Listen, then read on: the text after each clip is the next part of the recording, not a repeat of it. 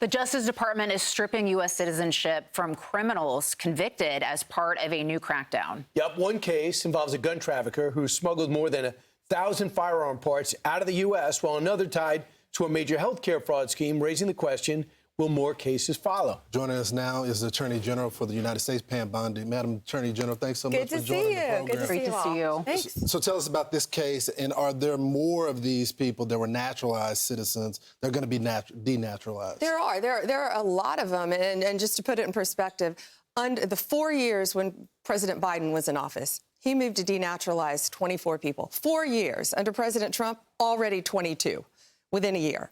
And these are bad people. They were sent to prison under Trump 45.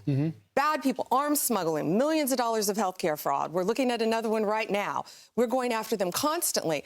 Then, under Joe Biden, they get out, they serve their sentences. He lets these criminals, he let them stay in our country. No longer under Donald Trump. We're going to have a safe country. We're going to have an honest country. And we're moving to denaturalize them as fast as we can and get them out of our country. All of these people. How difficult is it to secure denaturalization? Because I know in Congress, there's been legislation like the Scam Act introduced to make it, but it's not easy to secure denaturalization. Walk us through that. Yeah, it's not, Lisa, and thank you for bringing that up because, yeah, we would love to get some tougher laws from Congress on this. We've been talking to some members, but yeah, we can do it. These people, again, went to prison. One of them we're looking at now lied about when they got their citizenship, their naturalization, they lied about their marriage to get in this country. You can't do that. Being a citizen in our country is a privilege. It's not a right. And Donald Trump is going to have everyone in this country who deserves to be here, who's a citizen. And yeah, sure, it could be faster, it could be easier, but I think we're moving at lightning speed, given what we're up against. I'm thinking about the Old Dominion shooter. Who was affiliated with ICE. He's a naturalized citizen. He goes to jail with ISIS. Goes to jail, gets out, and goes and shoots and goes to the ROTC classroom. Horrible. Why was he? I mean, why?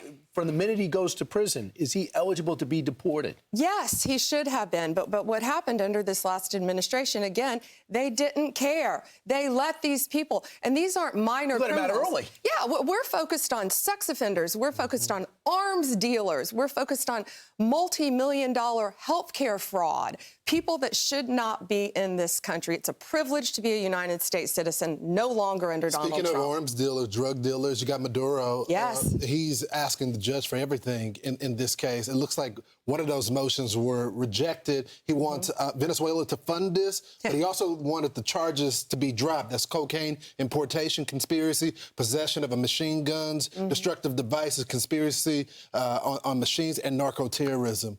What's your reaction? So, pending case, so I can't say a lot about it. What I can say, of course, is he is charged with being a narco-terrorist, and his wife is just as bad, if not worse. Remember, she was Hugo Chavez's lawyer. Maduro was his bus driver. They're horrible. I feel they're convicted of, should be convicted of many, many crimes involving drugs, guns.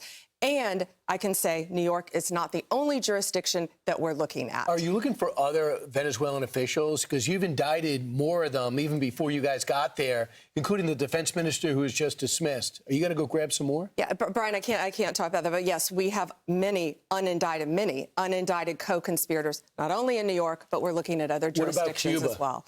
But I can't discuss Cuba either. But you know, President Trump is looking at all this. This is about keeping our world safe, and that's what he is committed to doing. Well, hopefully you can talk about this because the Justice Department has filed an antitrust lawsuit against New York Presbyterian. What's the basis of the lawsuit? Sure. New York Presbyterian is the largest, as you know, most powerful with 8 locations hospital right here in New York. And what they're doing, this is all about affordability. Donald Trump is going to fight to make sure this country is affordable. People can afford to pay their deductibles. And we have charged them with an antitrust violation for blocking, basically saying the deductibles are ridiculous. What they're doing is ridiculous. We've also filed against Ohio Health as well to make sure people have in this country affordable health care. No other president has fought like this than this president. He is going to continue to do so for the next 3 years. So, Attorney General, I know we're short on time, but is it true that John Brennan is under investigation from the Department of Justice? Sources are telling us that the transcript from the House interview with Brennan have been requested from the Department of Justice. So, Lawrence, I can't talk about whether we do or do not have a pending case nor a pending grand jury. What I can say is public is that we have received transcripts from the House. Those had to be declassified. And we are awaiting transcripts from the United States Senate. The last thing I'll say on that is no one in this country is above the law. Right. Well, we've been told that before by the people on the left. All right. Well, thank you, Attorney General. Appreciate you. Thank you. Right. I'm Steve Ducey. I'm Brian Kilmeade. And I'm Ainsley Earhart. And click here to subscribe to the Fox News YouTube page to catch our hottest interviews and most compelling analysis.